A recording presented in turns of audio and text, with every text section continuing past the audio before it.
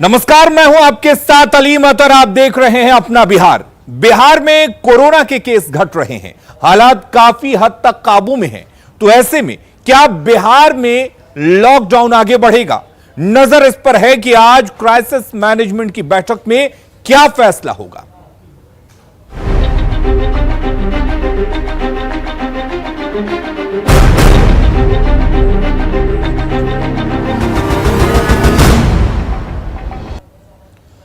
और इस बीच सूत्रों के हवाले से बड़ी खबर आ रही है। बिहार में लॉकडाउन आगे बढ़ सकता है, 8 जून तक लॉकडाउन बढ़ सकता है।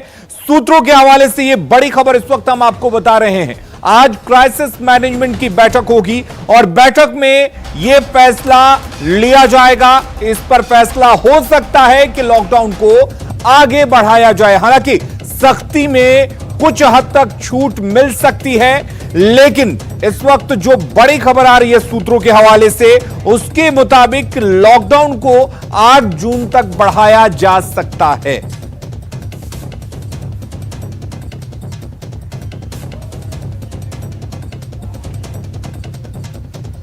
तो सवाल यह कि बिहार में क्या लॉकडाउन आगे बढ़ेगा, और आज क्राइसिस मैनेजमेंट की बैठक में इस पर फैसला हो जाएगा।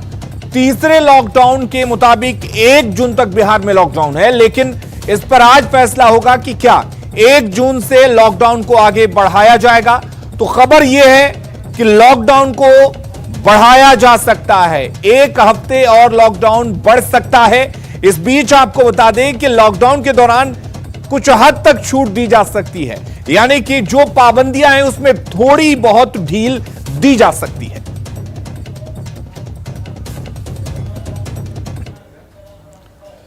तो सूत्रों के मुताबिक चौथे लॉकडाउन का फॉर्मूला क्या कुछ हो सकता है, वो हम आपको बता दें। जो जानकारी इस वक्त सूत्रों के हवाले से मिल रही है, उसके हिसाब से दुकानों को ऑड इवन के तर्ज पर खोलने की छूट संभव है। कुछ दुकानें सोमवार, बुधवार और शुक्रवार को खुलेंगी, बाकी की दुकानें मंगलवार, बृहस्पतिवार और शनिवार को खुलेंगी।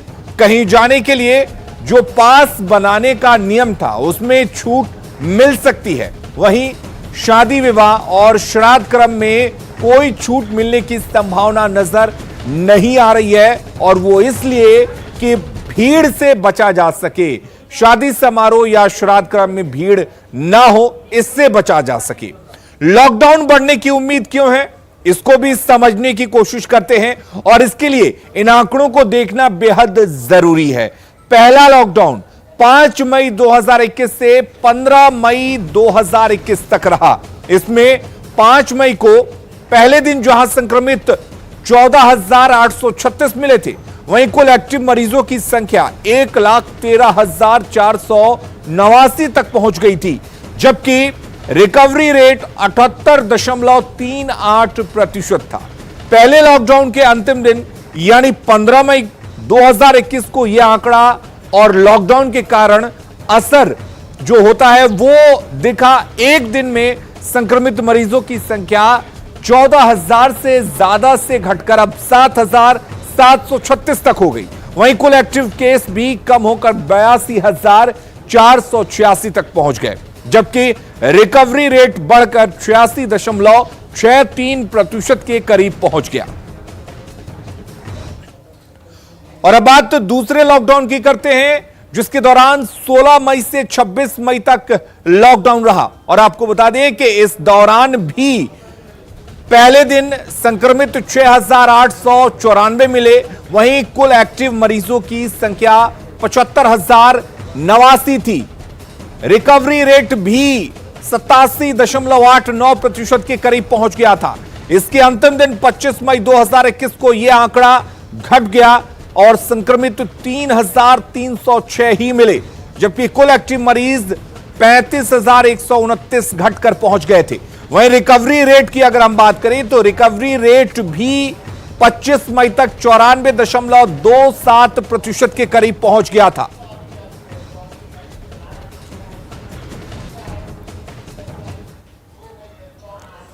और अब बात करते हैं तीसरे लॉकडाउन की, जिसकी अवधि 26 मई से 1 जून तक की है। इस दौरान हम आपको कल तक के आंकड़े दिखा रहे हैं कि कैसे लॉकडाउन में बिहार में किस तरह से कारगर असर देखने को मिला। तीसरे लॉकडाउन के पहले दिन 2603 संक्रमित मिले थे, वहीं कुल एक्टिव मरीज 30,992 तक पहुंच गए, जबकि रिकवरी रेट भी 94.87% रही। वहीं कल यानी कि 30 मई 2021 को यह आंकड़ा और घट गया और संक्रमित महज 1475 तक पहुंच गए, जबकि कुल एक्टिव मरीजों की संख्या अब घटकर 18,377 तक पहुंच चुकी है।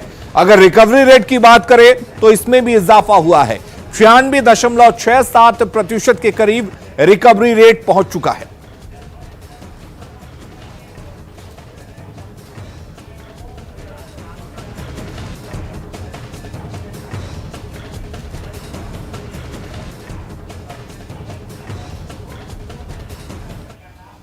और तीनों लॉकडाउन के आंकड़े को देखकर अब समझने की कोशिश करते हैं कि आखिर लॉकडाउन किस तरीके से असरदार रहा। कुल मिलाकर 26 दिन का यह लॉकडाउन बेहद कारगर रहा है। 26 दिनों की अगर बात करें तो इसमें रिकवरी रेट 78% से 96% के पार तक पहुंच चुका है। 26 दिन में कुल एक्टिव केस में करीब 95,000 की कमी आई है। लॉकडाउन के पहले 24 घंटे में 14,000 से ज्यादा मरीज मिलते थे, अब यह आंकड़ा घटकर 1,400 तक पहुंच चुका है। इसलिए आंकड़ों को जीरो तक पहुंचाने के लिए लॉकडाउन को बढ़ाया जा सकता है।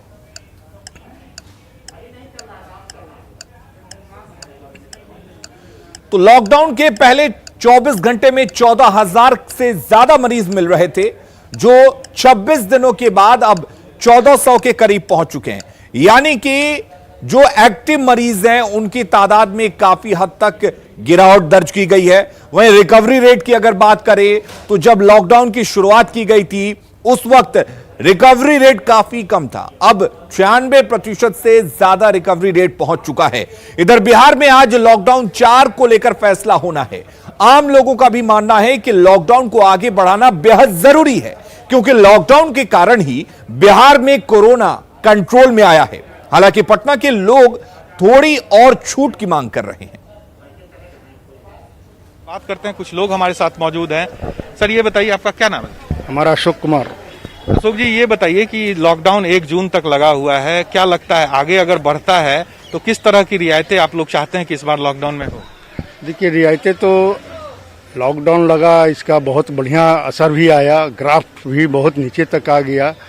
अगर ये बढ़ना भी चाहता है तो एक आध हफ्ता के लिए बढ़ सकता है, मगर उसके साथ साथ कुछ रियायती सभी लोगों को राहत मिले, उसके हिसाब से अल्टरनेट कर करके सुविधाएं होनी चाहिए हर चीज़ में, चाहे व्यवसायिक कपड़े का हो या रेडीमेड का हो, चाहे कोई चीज़ का हो, कि अल्टरनेट कर करके कुछ व्यवस्था उसका उपाय होना चाहिए कि सभी लोग राहत पाए। अल्टरनेट व्यवस्था हो दुकानें खोलने को लेकर। अल्टरनेट व्यवस्था। सर आपका क्या नाम है? सुहेल अहमद। सर क्या लगता है कितना फायदा हुआ है इस लॉकडाउन को और आगे किस तरह से इसको एक्सटेंड किया जाए? बीमारी भी है और परेशानी भी है, ये सबको देखते हुए और जो हिसाब से बीमारी बढ़ी थी, महामारी चली थी, उसमें हम भी परेशान थे।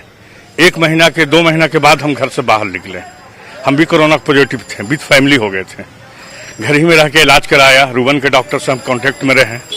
तो उस हालत में देख के अभी 1 हफ्ता बढ़ना चाहिए और पब्लिक में भी जाग होना चाहिए कि जो पोजीशन जो सरकार छूट देती है उसी के अनुसार चले, और नहीं तो फिर दिक्कत इससे ज्यादा बढ़ेगा। व्यवसाय करते हैं? हमारा रेडीमेड की दुकान है, खेतान बंद होगा? बंद है।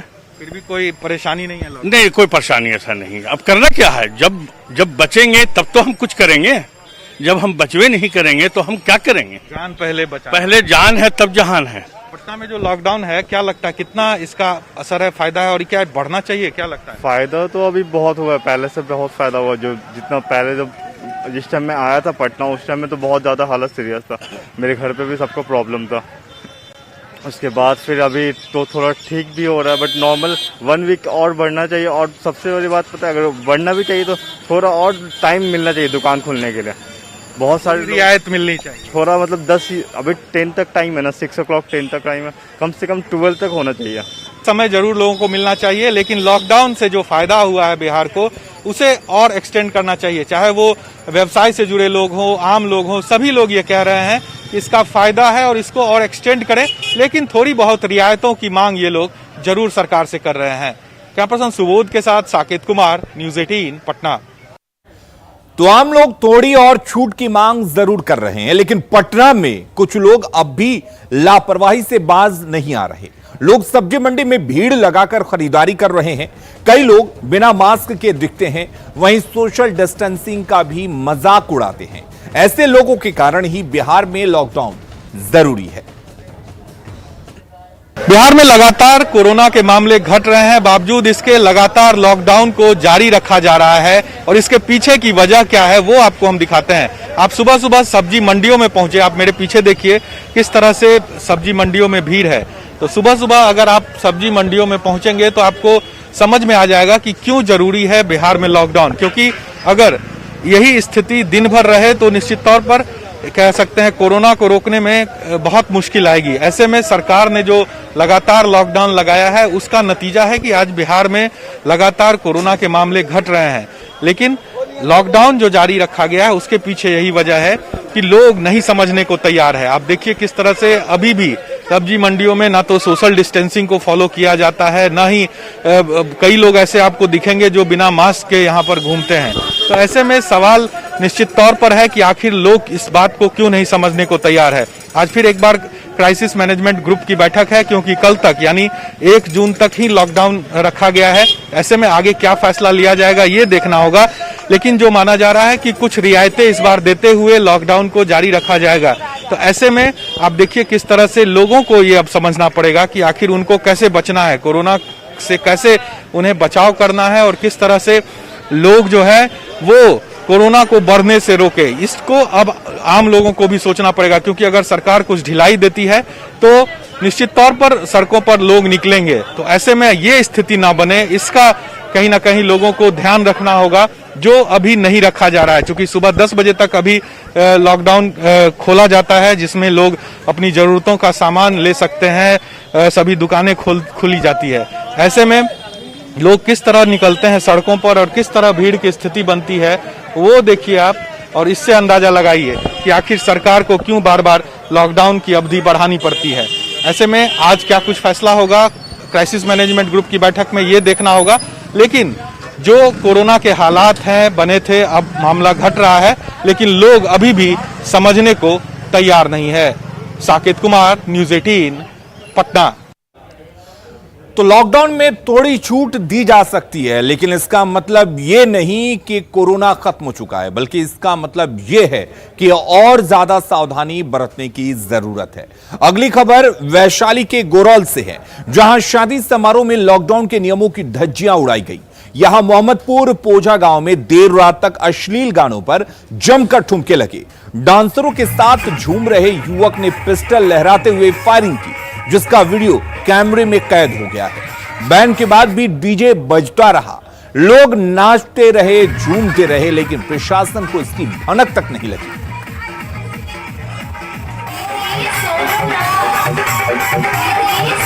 तो 2 तस्वीरें आप देख सकते हैं किस तरह से नियमों को ताक पर रखकर जमकर लोग नाचते रहे, झूमते रहे, स्टेज पर डांसर्स ठुमके लगाती रही।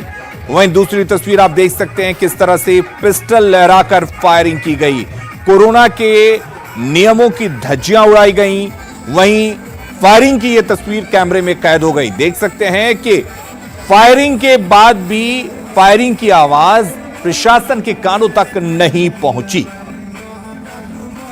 ऐसे में सवाल यह है कि रात भर तेज आवाज में डीजे बजता रहा, आखिर प्रशासन कहां था?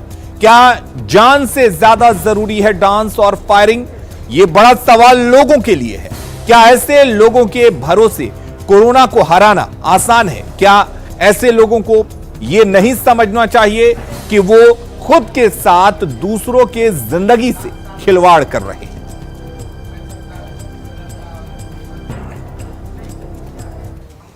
और इस वक्त एक बड़ी खबर जहानाबाद से आ रही है, जहां पर गहना कारोबारी से दिन दहाड़े लूट की गई है। बंधक बनाकर 5-6 लाख की ज्वेलरी लूटी गई है। आपको बता दें कि दुकानदार को बंधक बनाकर इस वारदात को अंजाम दिया गया है। राजेंद्र पुस्तकालय के पास की यह घटना है, जहां पर एक दुकानदार को बंधक बना लिया जाता है, दिन दहाड़े लूट की वारदात को अंजाम दिया जा सकता है। ऐसे में आप अंदाजा लगा सकते हैं कि किस तरीके से यहां पर अपराधी बेखौफ हो चुके हैं। लुटेरे बेखौफ होकर इस तरह की वारदातों को अंजाम दे रहे हैं। राजीव हमारे साथ जुड़े हैं। राजीव, आपसे जानना चाहेंगे कि रागिब, पूरा मामला क्या कुछ है, आखिर किस तरीके से दिन दहाड़े इस घटना को अंजाम दिया गया है? अलीम, अभी जो है शादी ब्याह के मौसम चल रहे हैं। ऐसे में शारदा ज्वेलर्स नाम की एक दुकान है जो नगर थाना क्षेत्र के राजेंद्र पुस्तकालय के समीप है। लेकिन अभी लॉकडाउन की वजह से दुकान बंद है और इन्होंने जो पुराना ऑर्डर लिया था उसको लेने के लिए दो महिलाएं जो है, जो पुरानी, जैसा कि उनका कहना है कि ये हमारी पुरानी ग्राहक थी और उनके घर पर आई थी, जिसको दिखलाने के लिए और सामान आभूषण जो है जो बन गया था उसको देने के लिए व्यवसायी जब उनको अपने घर पे ले जाते हैं, घर पे दिखाने लगते हैं, इस बीच दो आपोश बदमाश उनके घर में हथियार लेकर के घुस जाते हैं और सभी लोगों को बंधक बना करके जो झोले में रखे हुए थे आभूषण उसको ले लेते हैं, छीन लेते हैं उनसे। और जो महिला भी बैठी हुई थी, जो सामान लेने के लिए आई थी, आभूषण लेने के लिए आई थी, उनके सारे गहने जो है वो उतरवा लिए जाते हैं। और बाइक से, जैसा कि दुकानदार का कहना है कि लोगों की भीड़ भाड़ वहां पर तब कम थी और दोनों जो है नकाबपोश बाइक स्टार्ट करते हैं और इन लोगों को एक शटर जो है घर का शटर वो गिरा देते हैं और जो गोरक्षणी का इलाका है उस तरफ से वो फरार हो जाते हैं। खबर मिलने के बाद पुलिस मौके पर पहुंच गई है और छानबीन शुरू कर दी गई है। चलिए, बहुत बहुत शुक्रिया रागिब आपका तमाम जानकारी देने के लिए। तो बंधक बनाकर 5-6 लाख की ज्वेलरी की लूट की जाती है। पुलिस हालांकि मामले की जांच कर रही है, लेकिन सवाल पुलिस प्रशासन पर ही उठते हैं। कोरोना से अनाथ हुए बच्चों का हाथ थामने के लिए पीएम नरेंद्र मोदी और सीएम नीतीश कुमार ने बड़ी पहल की है। अनाथ बच्चों को 18 साल की उम्र तक मासिक सहायता राशि दी जाएगी। साथ ही उनके लिए मुफ्त शिक्षा और स्वास्थ्य सुविधा भी सुनिश्चित की जाएगी।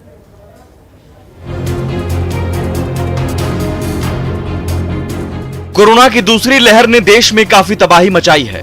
कोविड-19 की वजह से कई परिवार पूरी तरह खत्म हो गया है, तो कई बच्चे अनाथ हो गए हैं। कई तो ऐसे भी हैं जिनकी देखभाल करने वाला परिवार का कोई सदस्य नहीं बचा है। ऐसे में इन अनाथ बच्चों की मदद के लिए पीएम नरेंद्र मोदी और सीएम नीतीश कुमार ने पहल की है। शनिवार को केंद्र सरकार की ओर से अनाथ बच्चों की मदद का फैसला लिया गया। इस फैसले के तहत कोरोना से अनाथ हुए बच्चों की मदद करेगी केंद्र सरकार। पीएम केयर्स फॉर चिल्ड्रन योजना के तहत मदद दी जाएगी। अनाथ बच्चों को 18 साल तक मासिक सहायता राशि दी जाएगी। बच्चों के लिए मुफ्त शिक्षा और स्वास्थ्य सुनिश्चित की जाएगी। बच्चों को उच्च शिक्षा के लिए लोन मिलेगा। लोन का ब्याज पीएम केयर फंड से चुकाया जाएगा। 18 साल की उम्र तक 5 लाख तक का हेल्थ इंश्योरेंस दिया जाएगा। आयुष्मान भारत योजना के तहत हेल्थ इंश्योरेंस दिया जाएगा। इंश्योरेंस का प्रीमियम पीएम केयर फंड से भुगतान किया जाएगा। 23 साल की उम्र में पीएम केयर से 10 लाख का फंड भी मिलेगा। केंद्र सरकार के फैसले के बाद सीएम नीतीश ने भी कोरोना से अनाथ हुए बच्चों के लिए पहल की है। इस बात की जानकारी खुद सीएम नीतीश ने ट्वीट कर दी है। सीएम ने लिखा, वैसे बच्चे बच्चियों जिनके माता पिता दोनों की मृत्यु हो गई या जिनमें कम से कम एक की मृत्यु कोरोना से हुई हो, उनको बाल सहायता योजना अंतर्गत राज्य सरकार द्वारा 18 वर्ष होने तक 1500 रुपए प्रति माह दिया जाएगा। जिन अनाथ बच्चे बच्चियों के अभिभावक नहीं हैं, उनकी देखरेख बाल गृह में की जाएगी। ऐसे अनाथ बच्चों का कस्तूरबा गांधी बालिका आवासीय विद्यालय में प्राथमिकता के आधार पर नामांकन कराया जाएगा। नीतीश सरकार के फैसले के मुताबिक कोरोना से अनाथ हुए बच्चों को सहायता राशि दी जाएगी। बाल सहायता योजना के तहत 1500 रुपए प्रति माह मिलेगा। 18 साल की उम्र तक बच्चों को सहायता राशि मिलेगी। जिनके अभिभावक नहीं हैं, उनकी देखरेख बाल गृह में होगी। कस्तूरबा गांधी आवासीय विद्यालय में बच्चों का नामांकन होगा। ऐसे बच्चे जिनके माता पिता नहीं हैं और माता पिता में किसी एक व्यक्ति की मृत्यु कोरोना के कारण हुई हो, तो राज्य सरकार की ओर से 18 वर्ष तक उसे 1500 रुपया की राशि उसे दी जाएगी। और ऐसे बच्चे जिनके प्रतिपालक नहीं हैं या बिल्कुल वो अनाथ हैं, कोई देखने वाला नहीं है, तो उन्हें बाल गृह में रखकर सारी सुविधाएं दी जाएगी। शिक्षा से लेकर उसके भोजन और रहने की सारी व्यवस्था सरकार करेगी। जाहिर है कोरोना से अनाथ हुए बच्चों को उनके माँ बाप तो नहीं लौटाए जा सकते हैं, लेकिन केंद्र और राज्य सरकार की पहल से उनकी जिंदगी को जरूर संवारा जा सकता है। पटना से साकेत के साथ ब्यूरो रिपोर्ट, न्यूज़ 18। अगली खबर का रुख करते हैं। पूर्णिया के मजुआहाट बसंतपुर गांव में आग की चपेट में आने से 4 घर पूरी तरह से जल गए। देर रात लगी आग पर दमकल की गाड़ियों की मदद से काबू पाया गया। बताया जा रहा है कि गांव के ही शेख शरीफ के घर से आग की चिंगारी भड़की और 4 घरों को अपनी चपेट में ले लिया। आग कैसे लगी इसका खुलासा नहीं हो पाया है। अंचल अधिकारी ने घटनास्थल पर जाकर नुकसान का आंकलन किया है।